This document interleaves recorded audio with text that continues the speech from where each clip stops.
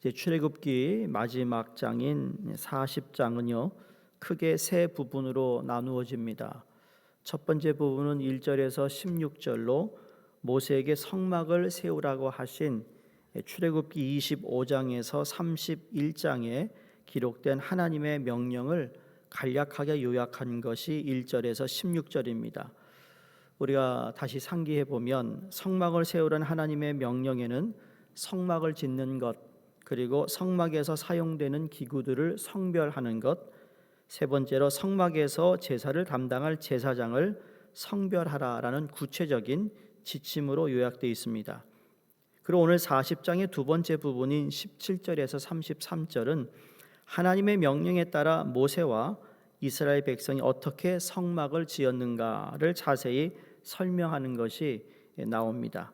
그게 출애굽기 35장에서 39장까지의 내용이죠.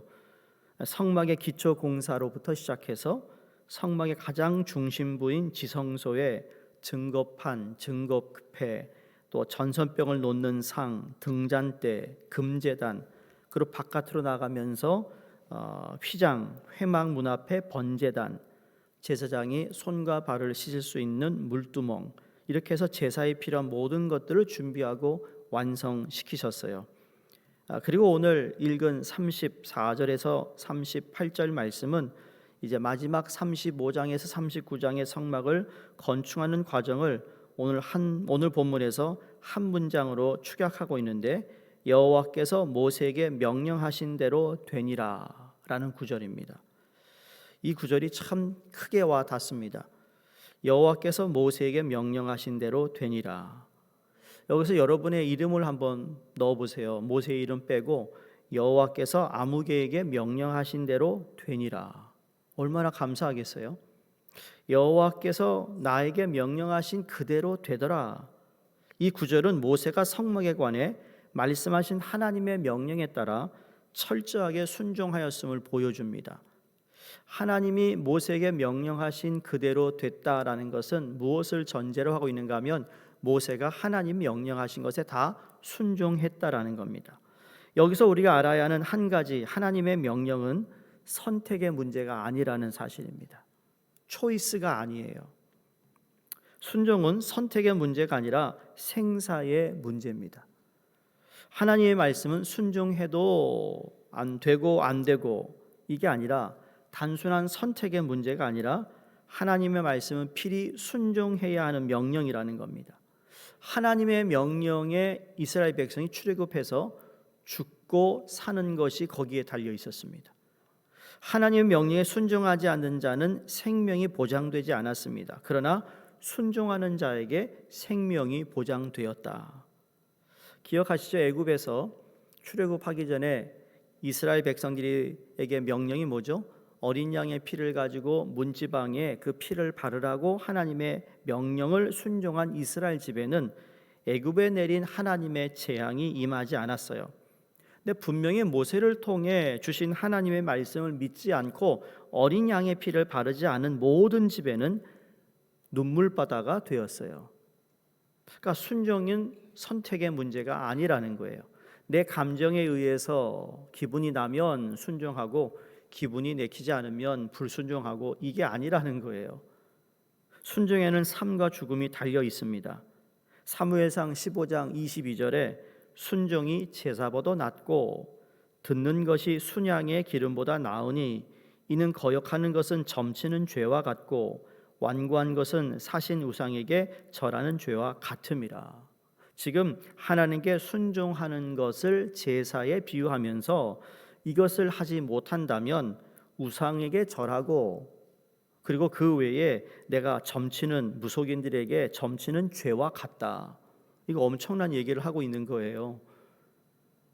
우리는 순종이 제사보다 낫다, 긍정적인 면에서 이것을 보는데, 그 후에 나오는 말씀을 보면 와, 이게 엄청나게 이게 큰일 날 일이구나라는 것을 깨닫게 된다는 거죠. 그러니까 순종이 그만큼 중요하다라는 거죠.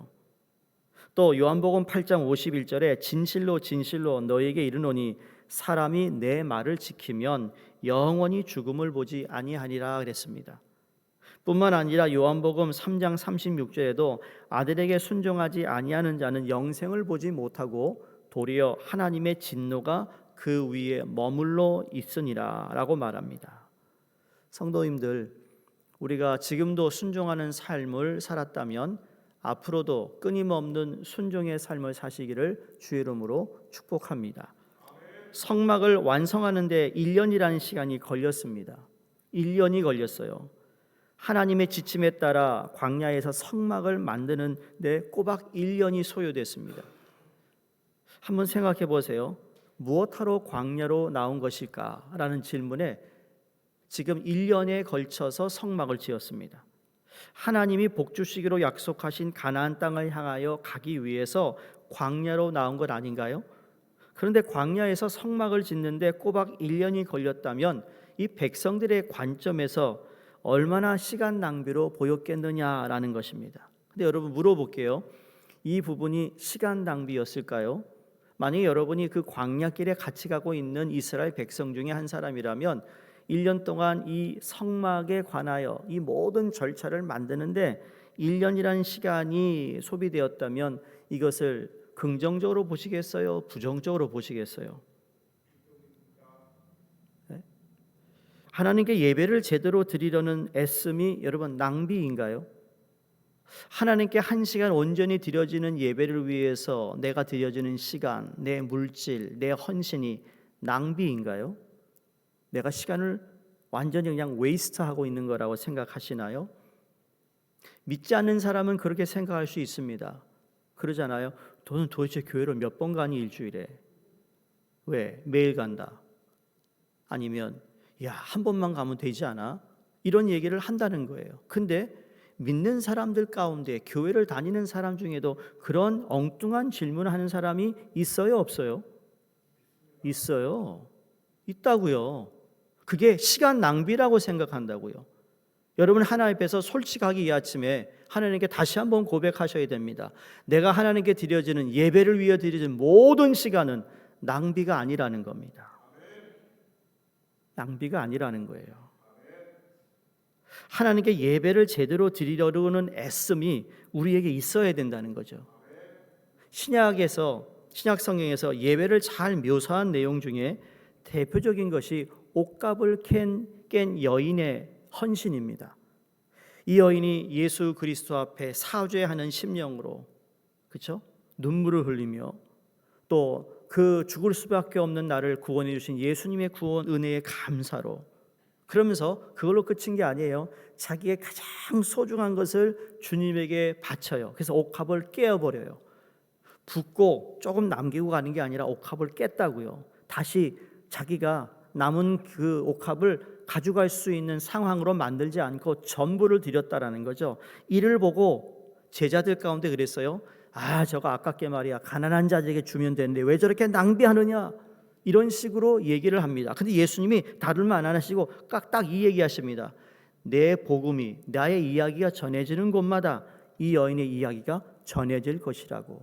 2000년이 지난 오늘에도 이 여인의 헌신과 예배를 낭비라고 한 사람은 없다라는 겁니다. 성도님들, 우리는 예배 한번 제대로 드리기 위해서 얼마나 애쓰고 있는가 나 자신을 좀 돌아봐야 합니다. 얼마나 좋아요. 시간 되면은 여러분이 겨울에는 따뜻하게 다 데워놓고 예배 드리지 않아요? 여름에는 더울까봐 에어컨 누가 다 켜놓고 이 스크린에 제대로 보도록 올려놓고 예배 한번 드리기 위해서 얼마나 많은 사람들이 수고하고 애쓰는지 아시나요? 한번 생각해 보시라고요. 그러니 내 몸이 그냥 왔다가 나아가는 예배의 형식은 어떻게 보면 하나님 앞에 미안한 마음이 우리는 다 있어야 돼. 그래서 주일날 헌신하고 봉사하는 사람들에게 더 감사하는 마음을 우리는 표해야 된다는 겁니다. 그 마음들이 모여져서 하나님께 올려드리는 예배입니다.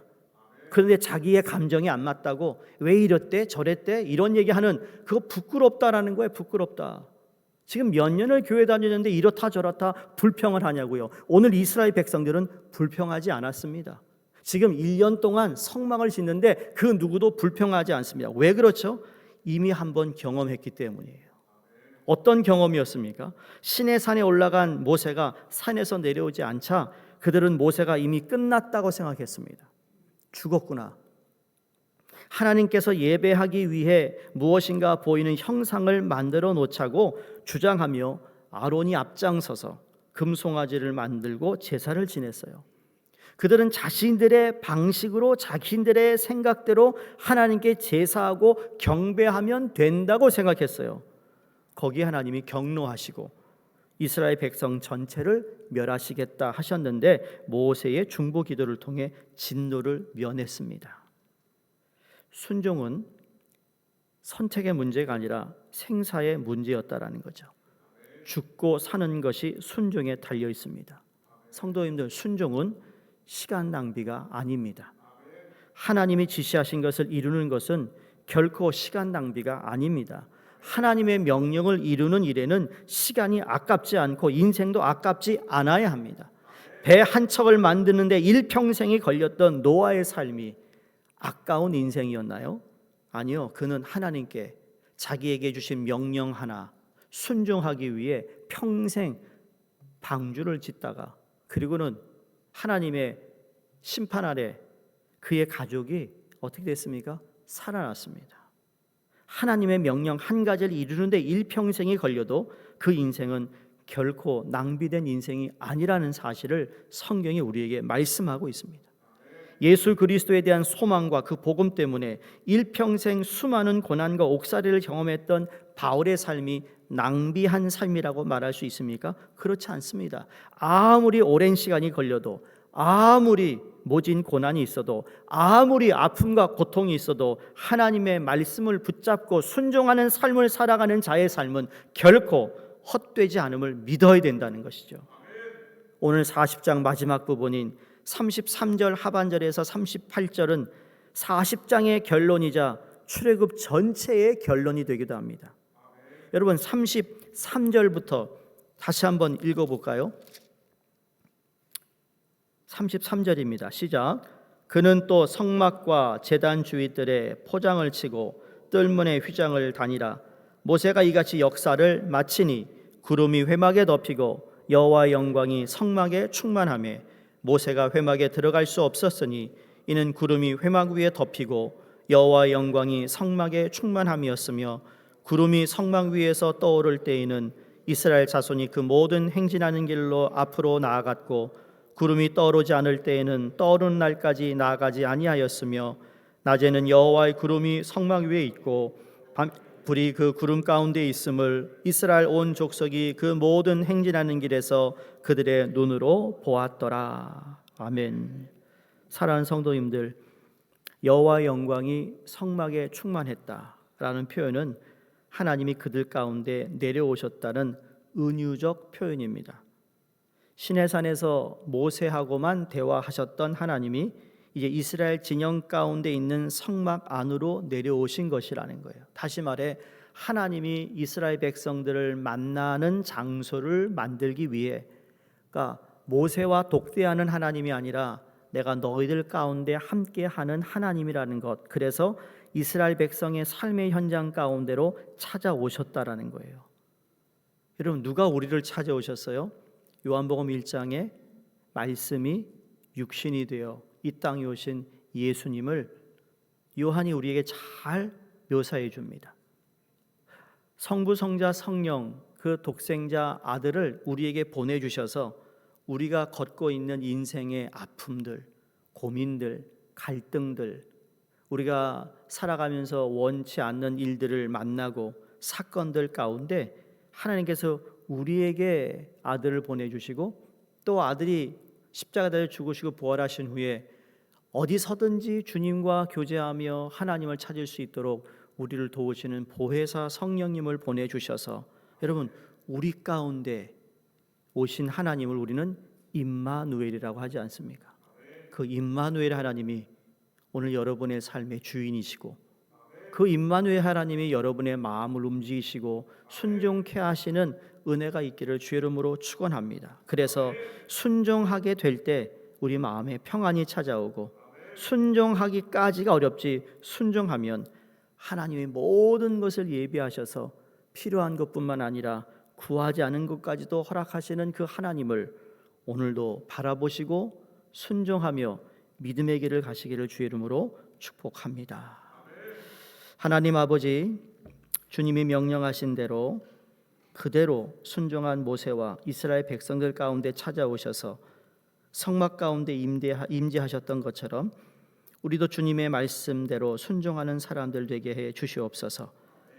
그들의 눈에 보이는 불기둥, 구름기둥으로 이스라엘 백성들의 걸음을 인도하셨던 것처럼 오늘 우리 눈에 보여주시는 하나님의 말씀, 성육신하여 우리 가운데 오신 예수 그리스도를 따라 순종의 복된 걸음을 걷게 하여 주시옵소서. 예수 그리스도를 위한 모든 것이 하나도 낭비가 아니라 하늘나라의 상급이 될 줄로 믿사오니 하나님 오늘도 우리를 주장하시고 인도하시고 순종의 삶을 살아가는 믿음과 용기를 더하여 주시옵소서. 감사드리며 예수 그리스도 이름으로 기도드리옵나이다. 아멘. 오늘 함께 기도한 것은 우리 방글라데시 다스젤라드 리스파 선교사님, 박윤식, 박명순 태국의 선교사님, 또 라오스의 최춘호 선교사님 위해서 기도해 주시고요.